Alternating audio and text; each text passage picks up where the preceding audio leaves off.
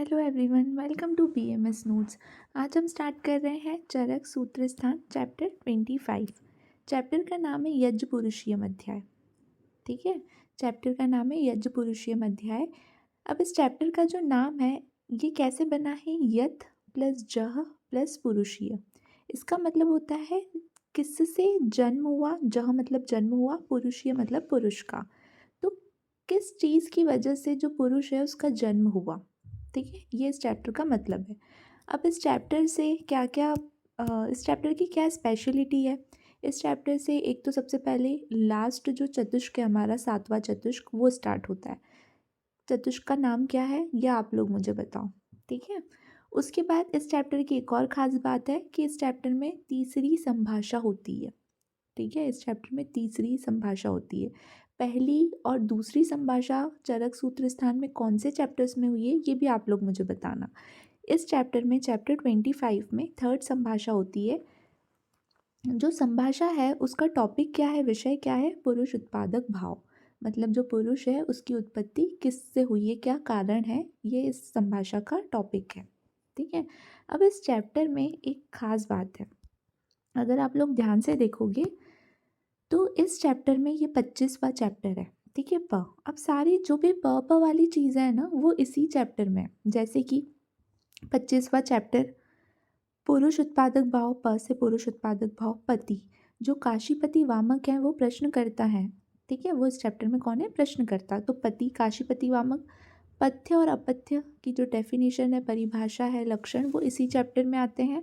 उसके बाद प्रधान या अग्रय द्रव्य जो है उसका वर्णन भी इसी चैप्टर में है। फिर पक्षांत वाला कोटेशन आता है वो भी इसी चैप्टर का है। तो सारी प वाली चीज़ें 25वें चैप्टर में है। ठीक है, चलो अब चैप्टर को स्टार्ट करते हैं। संभाषा का मतलब क्या होता है। संभाषा मतलब होता है सेमिनार होना, किसी चीज़ पे डिस्कशन होना। ठीक है, अब यहाँ पर किस बात पे डिस्कशन हो रहा है कि पुरुष उत्पादक भाव कौन से हैं। ठीक है, अब जो सेमिनार होता है उसमें कोई एक ऋषि मुनि क्वेश्चंस पूछता है, प्रश्न पूछता है और बाकी सब लोग आंसर देते हैं अपने अपने अकॉर्डिंग। फिर लास्ट में एक सबसे जो रियल आंसर होता है, सबसे जो वैलिड, जो गेय ज्ञान होता है, जो रियलिटी होती है, वो लास्ट में हमें आत्रेय पुनर्वसु बताते हैं और उन्हीं के आंसर को हम मानते हैं कि ये सही बात है। ठीक है, अब यहाँ पर प्रश्नकर्ता कौन है, काशीपति वामक। वो क्वेश्चन पूछ रहे हैं कि पुरुष और पुरुष के रोग में क्या कारण है। ठीक है, पुरुष और पुरुष के जो रोग हैं उनमें क्या कारण है, मतलब ये किस वजह से उत्पन्न होते हैं, क्या रीज़न है इनके उत्पन्न होने में। तो ये वो क्वेश्चन पूछ रहे हैं। अब सब लोग ऋषि मुनि क्या आंसर देते हैं। अब इसमें सबसे पहले मौद्गल्य पारीक्षी हैं, वो आंसर देते हैं आत्मा। आत्मावाद मतलब जो पुरुष की उत्पत्ति में और रोगों की उत्पत्ति में जो रीज़न, जो कारण वो बता रहे हैं वो आत्मा है। फिर आते हैं शर्लोमा, वो देते हैं मन। मनोवाद मतलब मन, मन को रीज़न बताते हैं। वायुर्वेद देते हैं रस। हिरण्याक्ष देते हैं षड धातुवाद। कौशिक देते हैं माता पितृवाद, मतलब माता पिता कारण है पुरुष और रोगों की उत्पत्ति में। फिर आते हैं भद्रकाप्य, वो देते हैं कर्मवाद। फिर भारद्वाज, ये देते हैं स्वभाववाद। फिर आते हैं कांकायन, ये देते हैं प्रजापतिवाद। और फिर लास्ट में आते हैं आत्रेय भिक्षु, वो देते हैं कालवाद। ठीक है, आत्रेय भिक्षु अलग आत्रेय हैं, अलग ऋषि मुनि हैं, और आत्रेय पुनर्वसु जो हमारे आत्रेय पुनर्वसु हैं वो अलग हैं। ठीक है, तो ये 9 ऋषि मुनि हैं जो अपना अपना मत, अपना अपना आंसर हमको बता रहे हैं। अब इसको याद कैसे रखेंगे, तो उसकी भी ट्रिक है। मौद्गल्य पारीक्षी आत्मावाद बताते हैं तो इसको याद रखना, मोदी की आत्मा। ठीक है, तो इससे याद रहेगा कि जो मौद्गल्य पारीक्षी उन्होंने क्या बताया है, आत्मा को कारण बताया है। शर्लोमा मन मतलब शर का सत्व। ठीक है, शर का सत्व, इससे याद रखना। वायुर्वेद वायु का विरस। हिरण, हिरण को 6 से याद रखना। षड धातुवाद मतलब पंचमहाभूत और आत्मा। ठीक है, ये होती है षड धातु। जो हिरण का मांस होता है ना वो षड रस युक्त होता है, 6 रस प्रेजेंट होते हैं उसमें। तो इसको हिरण से याद रखना 6, मतलब षड धातुवाद। उसके बाद इसको याद रखना कौशिक के माता पिता। ठीक है, कौशिक के माता पिता। फिर याद रखना भद्र कर्म, ये भ और क इसी में आ रहा है तो भद्र का कर्म। उसके बाद याद रखना भरद्वाज के, भरद्वाज का स्वभाव, भरद्वाज का स्वभाव, कांकायन की प्रजा और आत्रेय भिक्षु का काल। तो इस तरीके से अगर आप 2 बार इसको सुन लोगे या 2 बार अच्छे से रीड करोगे तो बहुत ही इजीली आपको ये लर्न हो जाएगा। उसके बाद आता है, अब लास्ट में, सबसे लास्ट में आत्रेय पुनर्वसु, ठीक है, जिनका निर्णायक मत क्या होता है, निर्णायक मत मतलब कि क्या बताते हैं वो लास्ट में, वो क्या रिजल्ट दे रहे हैं हमको, ये सारी चीज़ें सुनने के बाद, क्वेश्चन आंसर सब सुनने के बाद वो लास्ट में क्या रिजल्ट बता रहे हैं। अब वो बताते हैं कि गर्भ और शरीर के उत्पादक भाव की संपन्नता पुरुष की उत्पत्ति में कारण है। मतलब जो भी भाव होते हैं जिससे शरीर की उत्पत्ति होती है, गर्भ की उत्पत्ति होती है, उनकी संपन्नता, संपन्नता मतलब उनका बैलेंस होना, ये रीज़न है पुरुष की उत्पत्ति में।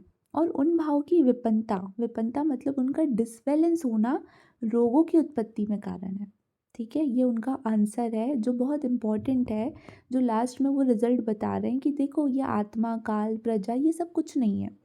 क्या रीज़न है पुरुष की उत्पत्ति में कि जो भी भाव हैं जिनसे शरीर उत्पन्न होता है वो बैलेंस होने चाहिए, उनकी संपन्नता होनी चाहिए, एकदम बैलेंस रहने चाहिए वो, तो पुरुष की उत्पत्ति का कारण होंगे वो, मतलब पुरुष की उत्पत्ति होगी। और उन भाव की विपन्नता मतलब अगर वो डिसबैलेंस हो जाते हैं तो रोगों की उत्पत्ति होती है। ये उन्होंने आखिरी में आंसर दे दिया। फिर आता है आत्रेय पुनर्वसु द्वारा ऋषि परिषद की आलोचना। अब वो सबको डांट रहे हैं, ठीक है, सब पे गुस्सा कर रहे हैं। वो क्या गुस्सा कर रहे हैं, अब वो सबको बोल रहे हैं कि देखो विवाद मत करो, विवाद मत करो मतलब आपस में लड़ाई मत करो, बहस मत करो, फालतू का आर्ग्यूमेंट मत करो। अगर सब अपने अपने मत का समर्थन करोगे तो किसी भी तत्व को प्राप्त नहीं कर पाओगे। मतलब अगर हम कभी भी किसी से आर्ग्यूमेंट करते हैं और हम बोलते हैं तुम गलत हो मैं ही सही हूँ, तो अब हर चीज आप समझ लो 8-10 लोग बैठे हैं और हर कोई बोल रहा है मैं सही हूँ, मैं सही हूँ, मैं सही हूँ, तुम गलत, तुम गलत। तो इससे जो रियल चीज़ है, जो रियल ज्ञान है, जो रियल उस क्वेश्चन का आंसर है, उस तक तो कभी कोई पहुँच ही नहीं पाएगा। सब अपने पे ही अड़े रहेंगे कि भाई जो मैं बोल रहा हूँ वही सही। तो वो ऐसा करने को मना कर रहे हैं कि अगर तुम अपने अपने मत का ही समर्थन, अपनी अपनी बात को ही सही मानोगे तो जो रियल तत्व की, जो रियल ज्ञान है उसको प्राप्त नहीं कर पाओगे। अब यहाँ पे कोटेशन आता है जो बहुत ही इंपॉर्टेंट और फेमस कोटेशन है इस चैप्टर का। अब अगेन ये 25वां चैप्टर है और प से ही कोटेशन स्टार्ट होता है, तो बहुत इजीली इसका रेफरेंस याद होगा। पक्षांत न एव गच्छन्ति तिल पीड़िकत गति, ये चरक सूत्र चैप्टर 25 का कोटेशन है, ठीक है। अब आत्रेय पुनर्वसु क्या बोल बोल रहे हैं, जो तेल निकालने के लिए कोलू चलाने वाला मार्ग होता है, तुमने सुना होगा कोलू का बेल। तो कोलू का बेल क्या होता है कि बेल को बांध देते हैं और वो गोल गोल घूमता रहता है और तेल निकलता है, ठीक है, तेल निकालने के लिए। अब वो गोल गोल घूमता है तो उसकी आंखों पे क्या करते हैं, पट्टी बांध देते हैं, जो बेल होता है उसकी आंखों पे, बैल जो होता है उसकी आंखों पे पट्टी बांध देते हैं। अब वो घूमता रहता है, घूमता रहता है, 2 4 8 घंटे घूमने के बाद उसे क्या लगेगा कि यार मैं तो कहीं से, मतलब बहुत देर से मैं चल रहा हूँ तो मैं कहीं एक जगह से दूसरी जगह पहुँच गया हूँगा। लेकिन क्या है, जब उसकी पट्टी निकलती है तो वो देखता है मैं तो वहीं का वहीं खड़ा हूँ, मतलब वो वहीं के वहीं गोल गोल गोल गोल घूम रहा है, ठीक है।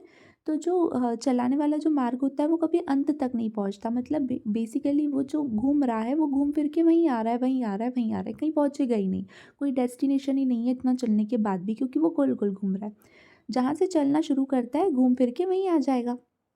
तो वैसे ही ये उन्होंने एक उपमा दी है, ठीक है। तो बता रहे हैं वो कि वैसे ही जो हठी व्यक्ति होता है, हठी व्यक्ति मतलब जो ज़िद्दी होता है, वो सबके मतों का खंडन कर कर, मतलब सबको गलत प्रूफ करके कि तुम भी गलत, तुम भी गलत, तुम भी गलत, तो घूम फिर के वो अपनी बात पे ही आ जाएगा कि जो मैंने बोला है ना वही सही बात है, तुम सब लोग गलत बोल रहे हो, देखो तुमने गलत बोला, तुमने। तो लास्ट में उसके पास क्या बात रहेगी कि जो मैंने बोला है वही सही बात है, अपनी बात पर ही आरूढ़ हो जाता है, मतलब अड़ जाता है कि मेरी ही बात सही है। तो वो कहीं पर पहुंच ही नहीं पाएगा, घूम फिर के सबका खंडन करके, सबको गलत साबित कर करके घूम फिर के वो अपनी बात पे ही आ जाएगा, ठीक है। उसके बाद एक और कोटेशन आता है, ना अविधूते तम स्कंधे ज्ञेय ज्ञानम प्रवर्तते। इसका मतलब कि जो खंडन रूप अज्ञान का अंधकार है, मतलब जो हम हर किसी की बात को गलत साबित करते रहते हैं, तो ये जो अज्ञान का अंधकार है इसका नाश नहीं होगा जब तक, तब तक हम जो ज्ञेय विषय है, ज्ञेय विषय मतलब जो रियलिटी है, जो सही बात है, उसको हम, उसका ज्ञान नहीं प्राप्त कर पाएंगे, ठीक है। मतलब बेसिकली हमें दूसरों की बातों को गलत प्रूफ करने का जो हमारा तरीका है, जो हमारी आदतें हैं, उसे हमें बंद कर देना चाहिए, नहीं तो जो रियलिटी है हम उस पर कभी पहुंच ही नहीं पाएंगे, हम आपस में ही लड़ते रह जाएंगे।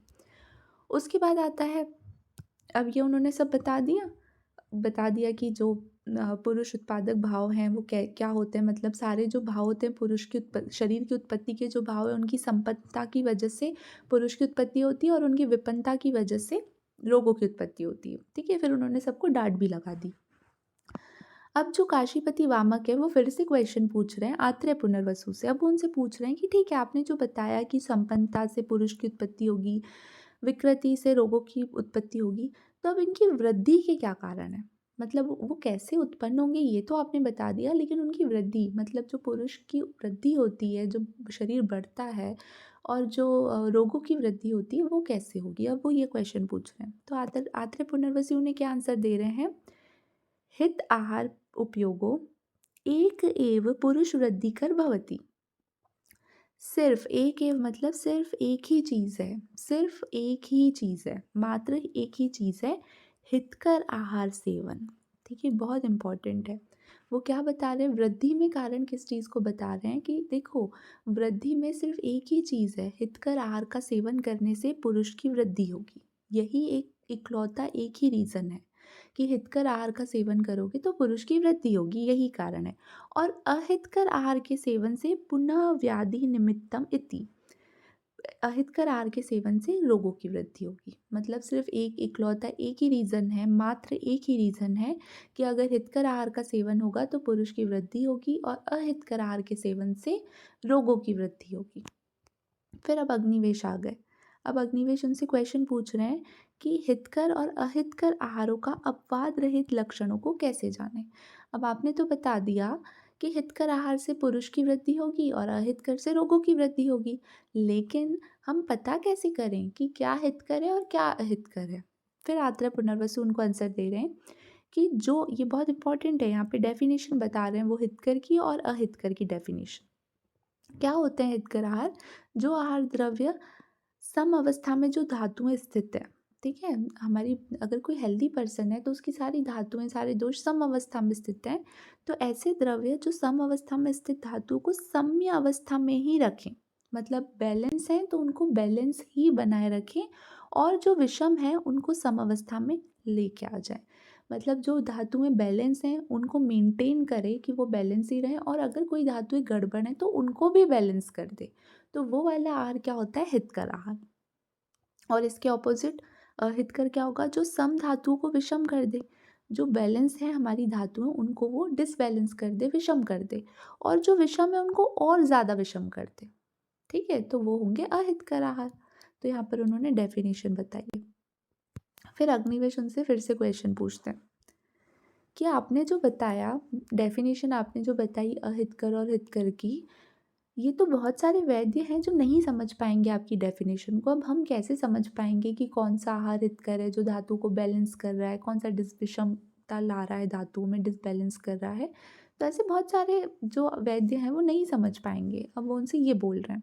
फिर आत्रेय पुनर्वसु आंसर दे रहे हैं कि ये जो मैंने डेफिनेशन बताई, ये जो मैंने बताया कि जो हितकर और अहितकर क्या होते हैं द्रव्य आहार, ये वही वैद्य समझ सकेंगे जिनको ये सारा ज्ञान होगा, जिनको सारे गुण पता होंगे द्रव्यों के, पंचभौतिक संगठन पता होगा, मूल कारण पता होगा, कर्म पता होंगे, रस वीर्य विपाक, इन सबका ज्ञान ज्ञान होगा, आहार तत्वों की मात्रा, काल, क्रिया, अवस्था, ये सब जानते हैं।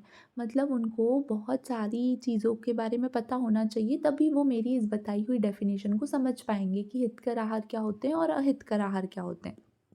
ठीक है, लेकिन फिर वो बोल रहे हैं कि जैसे सबकी अलग अलग बुद्धि होती है, अलग अलग बुद्धि मतलब कोई किसी चीज़ को समझ पाता है, कोई किसी चीज़ को नहीं समझ पाता, सबका अपना अलग अलग दिमाग होता है। तो सभी चिकित्सक समझ सकें मैं उसी प्रकार बताऊंगा अब। ठीक है, पहले तो उन्होंने बताया कि देखो जो मैंने अभी डेफिनेशन बताई है कि हितकर और अहितकर आहार क्या होते हैं, वो वही वैद्य समझ पाएंगे जिनको इतना सारा सब कुछ पता होगा। ठीक है, लेकिन इतना सारा सब कुछ पता होने के बाद भी कहीं ना कहीं कुछ गड़बड़ हो ही जाती है। तो वो बता रहे हैं कि इसलिए मैं, सबकी अलग अलग बुद्धि होती है, तो मैं ऐसे अब तुमको बताऊंगा कि हर वैद्य को समझ में आए। ठीक है, हर टाइप की बुद्धि वाले वैद्य को मेरी बात समझ में आए, अब मैं तुमको वैसे बताता हूँ। ठीक है, तो अब वो बोल रहे हैं कि मैं लक्षण अनुसार और द्रव्यों के अवयव अनुसार, मतलब मैं प्रॉपर एक एक का नाम लेकर तुमको बताऊंगा कि क्या हितकर है और क्या अहितकर है। अब अगर वो इतना इजीली हमको बता देंगे कि क्या हितकर है क्या अहितकर है तो बात ही खत्म, किसी को कुछ सोचना ही नहीं पड़ेगा, ये सारी बातें है ना। तो सबका काम आसान हो जाएगा। अब यहाँ पे आते हैं आहार के भेद। एकविध आहार होते हैं, एकविध मतलब सिंगल टाइप होता है आहार जो हम खाते हैं, हर खाने की चीज़ आहार है। फिर द्वियोनि, दो योनियों, योनि भेद से दो टाइप्स के होते हैं, स्थावर और जांगम मतलब प्लांट बेस्ड और एनिमल बेस्ड। द्विविध प्रभाव, प्रभाव भेद से भी दो टाइप्स के होते हैं, हितकर और अहितकर, कुछ अच्छे होंगे कुछ अच्छे नहीं होंगे हमारे शरीर के लिए। चार टाइप्स के होते हैं उपयोग भेद से, पान मतलब पीने वाली चीज़ें, अशन मतलब खाने वाली, भक्ष्य मतलब चबाकर खाने वाली और लेह मतलब चाट कर खाने वाली। 6 प्रकार के होंगे स्वाद के भेद पे, जो 6 रस होते हैं, मधुर अम्ल लवण कटु तिक्त कषाय। विशंति भेद होंगे मतलब 20 टाइप्स के होंगे गुणों के भेद अनुसार, मतलब जो 20 हमने गुणवादी गुण पढ़े थे वो। अपरिसंख्य होंगे किस भेद से, संयोग और संस्कार भेद से, मतलब किस चीज़ को कैसे बनाना है, किसमें कौन सा मसाला डालना है, किसको कैसे पकाना है। अगर इस तरीके से हम टाइप्स देखें आहार के तो फिर तो वो बहुत सारे हो जाएंगे, अपरिसंख्य मतलब इनफाइनाइट हो जाएंगे, हम उनको काउंट नहीं कर सकते। उसके बाद आ जाओ हित और अहित आहार। जिन प्रकारों में जो जो द्रव्य अधिकांश में प्रयुक्त होते हैं, मतलब प्रॉपर जो उनका ग्रुपिंग होती है आहारों की, ठीक है, तो उसमें कौन से आहार अधिकांश रूप में प्रयुक्त होते हैं और स्वभाव से ही हितकर और अहितकर हैं, वो अब वो हमको बता रहे हैं। ठीक है, मतलब उन्होंने पहले बोला ना हमसे कि मैं तुम लोग को ऐसे ही बता दूंगा कि सबको ही समझ में आ जाएगा, कोई कन्फ्यूजन ही नहीं रहेगा, तो अब वो यहाँ पर हमको बता रहे हैं, जो बहुत बहुत बहुत इम्पॉर्टेंट है। ठीक है, और बहुत ईजी भी है। अब देखो शुक धान्य में, ठीक है, शुक धान्य, अब ये शुक धान्य शमी धान्य क्या होते हैं ये हम आगे वाले चैप्टर्स में पढ़ने वाले हैं, तो अभी सिर्फ कैटेगरी याद रखनी है कि शुक धान्य में सबसे हिततम, हिततम मतलब होता है सबसे ज़्यादा बेस्ट। एक होता है गुड, फिर होता है बेटर और फिर होता है बेस्ट। तो यहाँ पर बेस्ट की बात चल रही है, हिततम। ठीक है, हित होगा, हिततर होगा, हिततम होगा, तो हिततम मतलब होता है सबसे बेस्ट, और ये होगा अहिततम मतलब सबसे वर्स्ट। ठीक है, सबसे बुरा और सबसे अच्छा, वो वाली बातें चल रही है। अब वो बोलते हैं शुक धान्य में सबसे अच्छा होता है लोहित शाली, ठीक है, और सबसे बुरा होता है यवक। देखो दो चीज़ें होती है, एक होता है यव, एक होता है यवक। तो यवक हमेशा बुरी चीज़ों में आएगा, ठीक है, यवक हमेशा बुरी चीज़ों में आएगा, और एक होता है यव जो हमेशा अच्छी चीज़ों में आएगा, ये याद रखना कहीं पर भी। तो यहाँ पर आता है यवक जो अहिततम है और लोहितशाली हिततम है, किसमें, शुक धान्य में। शमी धान्य में मुदक, मुदक मतलब होता है मूंग जो सबसे अच्छे हैं, और माश जो सबसे बुरा है, माश मतलब होता है उड़द। ठीक है, जल, जल में आंतरिक जल सबसे अच्छा होता है और वर्षा ऋतु में नदी का जल सबसे बुरा होता है। लवण में सैंधव लवण सबसे अच्छा है, और ऊषर, ऊषर को ही रेह नमक भी बोलते हैं, तो वो सबसे बुरा होता है। पत्र शाक, पत्र शाक में, पत्र शाक मतलब जो लीफी वेजिटेबल्स होती है ना उस उनकी बात चल रही है। जीवंती जो है वो सबसे बेस्ट है, और सरसप मतलब जो सरसों है वो सबसे बुरा होता है। मृगमाश, मृगमाश मतलब मृगमास मतलब होता है कि चार पैर वाले पशु की बात चल रही है बेसिकली, ठीक है। तो इसमें सबसे बेस्ट होता है एड़े, एड़े मतलब होता है जो हिरण होता है, हिरण का मांस सबसे बेस्ट होता है, और गौ मांस सबसे अहिततम होता है, ठीक है। गौ मांस सबसे अहिततम क्यों होता है, अब इसको कैसे याद रखोगे, गौ से, GAU। गुरु होता है, असातमय होता है और उष्ण होता है, ठीक है, GAU गौ होता है। गौ मांस सबसे बुरा क्यों होता है, क्योंकि वो गुरु होता है, असातमय होता है और उष्ण होता है। उसके बाद आता है पक्षी, पक्षियों में सबसे अच्छा क्या होता है, लावा, और सबसे बुरा कांड़ कपोत, ठीक है, कांड़ कपोत मतलब होता है जंगली कबूतर।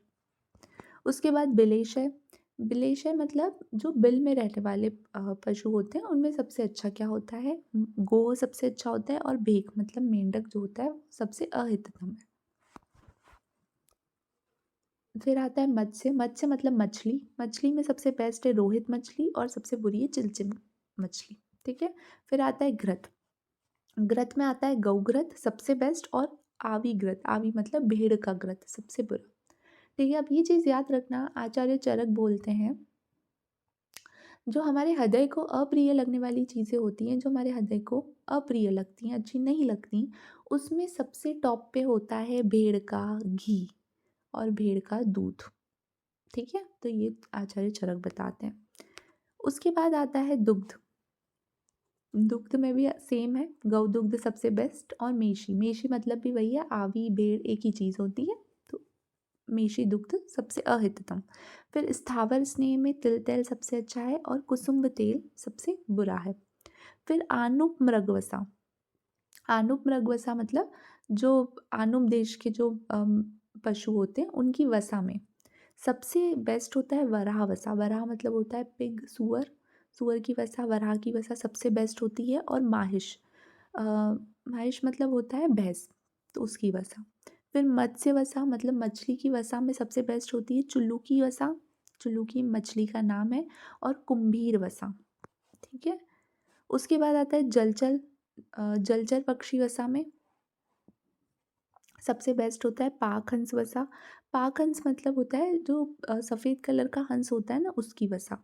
ठीक है। जो जलचर मतलब जो पानी में रहने वाले पक्षी होते हैं उनकी वसा में, उनके फैट में सबसे अच्छा किसका होता है, तो पाक हंस मतलब जो सफ़ेद हंस होता है। और काकम दुगवसा। ठीक है। इसका मतलब होता है जो जल का कौवा होता है, जल कौवा बोलते हैं उसको, उसका वसा। उसके बाद आता है विष्कर पक्षी वसा। अब विष्कर मतलब होता है जो पैरों से कुरेद कर भोजन चुगते हैं, उसको बोलते हैं। ठीक है, विष्कर पक्षी वसा। इसमें सबसे बेस्ट क्या होता है, कुक्कुट वसा। कुक्कुट मतलब मुर्गा। ठीक है, उसकी वसा। और सबसे बुरा होता है चटक वसा। शाखाद मेदस। शाखाद मेदस मतलब जो वृक्षों की शाखा से खाना खाते हैं, उनमें सबसे बेस्ट किसका होता है, अजा का। और सबसे बुरा होता है हस्ती का। हस्ती मतलब हाथी का, अजा मतलब बकरी का। कंद में अदरक, जो अदरक होती है वो सबसे बेस्ट होती है। और आलू सबसे वर्स्ट होता है, बुरा होता है। फल में मृद्विका, मुनक्का सबसे बेस्ट होती है। और लकुच सबसे बुरा होता है। ठीक है। ये बहुत इंपॉर्टेंट है और ये बहुत सारी एंट्रेंस एग्ज़ाम्स में पूछे जाने वाले क्वेश्चंस हैं और बहुत इजी हैं। देखो टोटल 20 हैं, जो स्टार्टिंग के 10 हैं वो तो काफ़ी इजी हैं, एक एक बार सुन लोगे तो हो जाएंगे। कुछ कुछ याद करने की चीज़ें जिनको दिमाग में रखना है तो वो ये लास्ट वाली हैं जिनको थोड़ा याद रखना है, तो वो भी एक दो बार सुनोगे तो हो जाएंगी। लास्ट आता है इक्षु विकार। इक्षु विकार मतलब जो गन्ने से बनने वाली चीज़ें होती है उसमें सबसे बेस्ट होती है शर्करा और सबसे बुरा होता है वाणित। ठीक है। अब इस चैप्टर में आग्रह द्रव्य का वर्णन भी आता है जो एक बहुत बड़ा टॉपिक है, तो उसका मैं एक अलग से वीडियो बनाऊंगी। तो ये वाला चैप्टर मेनली यहीं से क्वेश्चंस आते हैं जो थ्योरी बेस्ड होते हैं, तो उसमें ये चैप्टर कंप्लीट हो जाएगा। लेकिन जो आग्रह द्रव्य हैं जहाँ मोस्टली जो एंट्रेंस एग्जाम्स वगैरह के क्वेश्चंस आते हैं वो वहीं से आते हैं, तो उसका एक अलग से मैं वीडियो बनाऊंगी। उसको याद करने की ज़रूरत नहीं है, लेकिन अगर एक बार सुन लोगे, दो बार सुन लोगे ना, तो बहुत चीज़ें अपने आप दिमाग में याद रह जाएंगी। ठीक है। तो वो वीडियो भी इसके बाद डल जाएगा। अब नेक्स्ट आता है पथ्य अपथ्य की परिभाषा और उपयोग। बहुत इम्पॉर्टेंट है, इसका रेफरेंस याद रखना कि पथ्य और अपथ्य की जो परिभाषा है वो कौन से चैप्टर में बताई है आचार्य चरक ने, तो चैप्टर 25 यज्ञ पुरुषयम अध्याय में बताई है। ठीक है।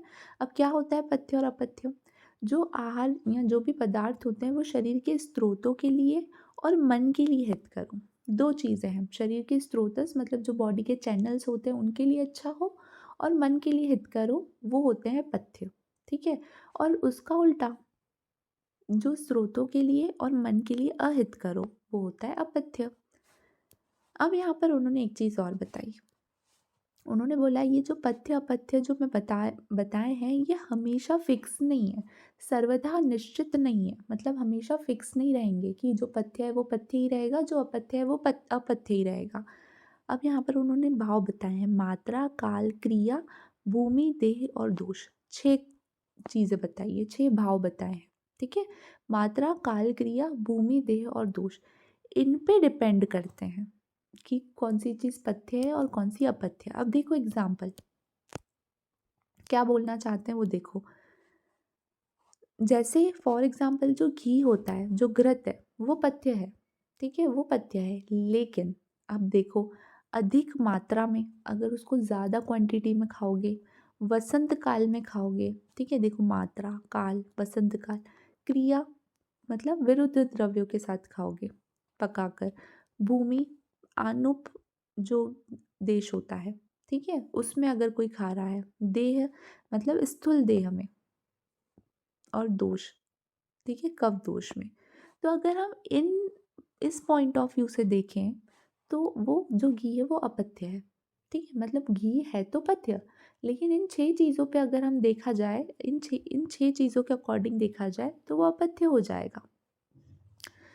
उसके बाद दूसरा एग्जाम्पल देखो, जो विष है वो अपथ्य होता है, ठीक है, जो विष है मतलब जो पॉइजन है वो अपथ्य होता है, लेकिन मात्रा काल आदि के प्रभाव से पथ्य भी हो जाता है। बहुत जगह हम उसका मेडिसिनल यूज़ भी करते हैं और बहुत अच्छे रिजल्ट्स भी आते हैं। जबकि विष है वो तो अपथ्य है, लेकिन फिर भी हम उसको इस तरीके से मैनेज करते हैं कि वो पथ्य की तरह हो जाता है।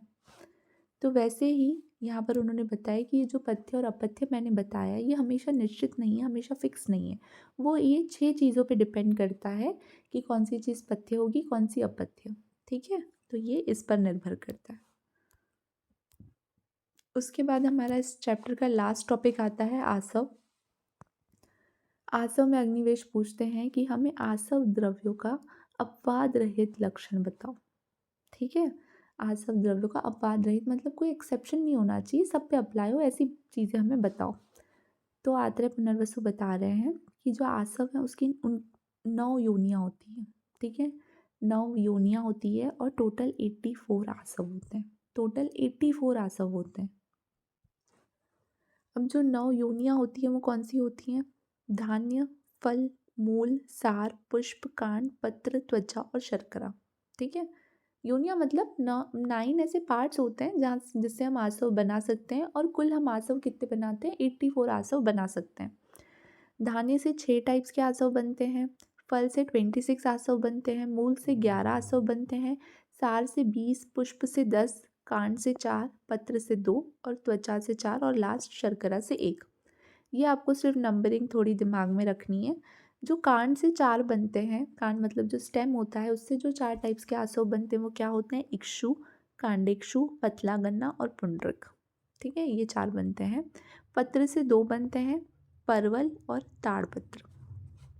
त्वचा से 4 बनते हैं, तिलवक, लोद्र, एलुआ और सुपारी, और शर्करा से एक ही बनता है, शर्करासव। तो ये जो लास्ट के 4 है ना, इनको थोड़ा याद रखना, ठीक है, और वो भी यूजी के अकॉर्डिंग, यूजी के पर्पज़ से यहाँ से क्वेश्चंस नहीं आएंगे, लेकिन अगर एंट्रेंस वगैरह के लिए देखो तो ये 4 के पार्ट जो आसव के नाम है उनको भी थोड़ा दिमाग में रखना, और बाकी इनके सिर्फ नंबर देखना।